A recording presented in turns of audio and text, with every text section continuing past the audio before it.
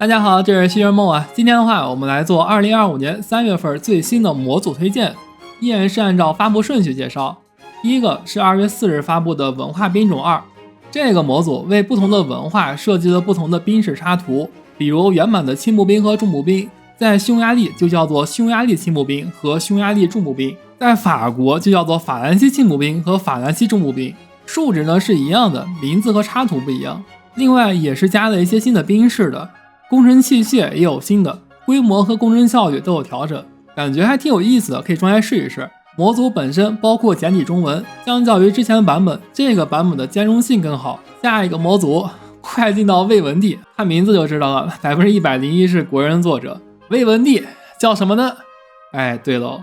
装了这个模组就可以想草谁草谁了。如果说对方不愿意，还可以用钱和影响力来增加成功概率啊，牵制也可以用。太太，你也不想你的丈夫被剥夺头衔吧？下一个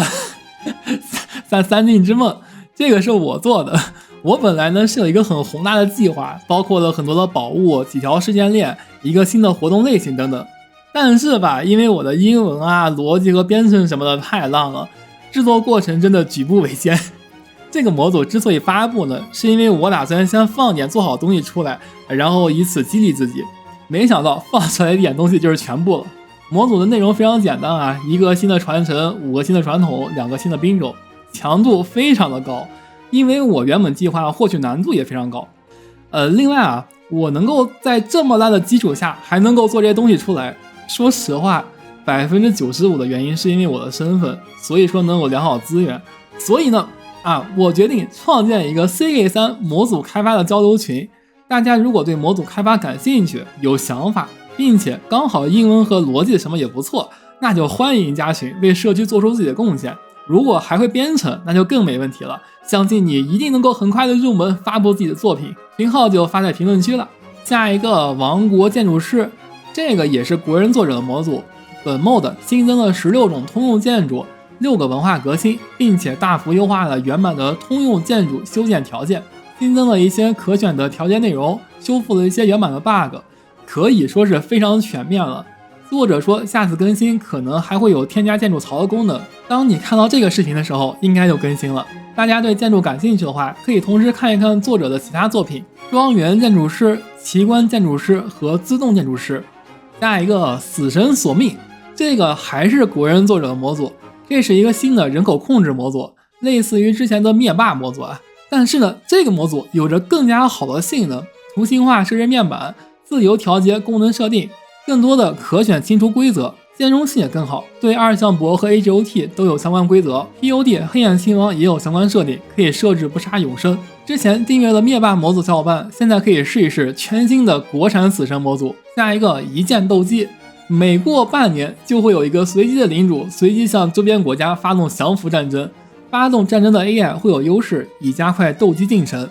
这个感觉之后能研究研究，水一期看野视频，大家想看吗？下一个家族统一，分支家族的族长头衔等级低于你，并且对你好感度高，那么就可以邀请他们整个家族重新加入主家族。这个模组感觉挺好的，虽然可能不太符合史诗，中文整合在了无一哈化中。下一个额外的生活方式，为每个属性都添加了新的一条生活方式线，流浪者也添加了一条新的，还加了很多新的事件什么的。这也其实是个老模组了，最近被举办下架了，好像是因为模组里的部分事件有魏文帝的内容啊，现在重头应该是删掉了。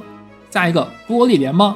装了这个模组之后，你就可以成立波兰立陶宛联邦了。成立之后可以用到2种新的兵种，包括波兰义骑兵，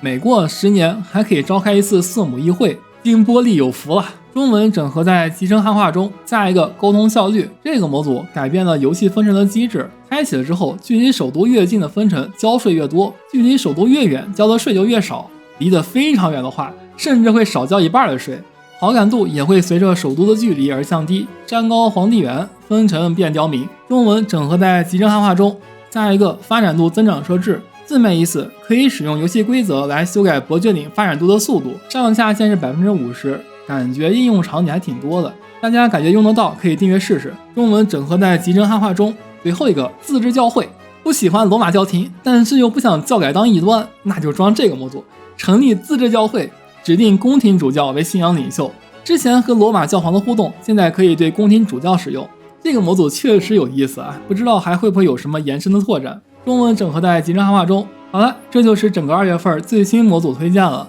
如果对您有所帮助，请务必3+加关注。这里是徐人梦，我们下期见。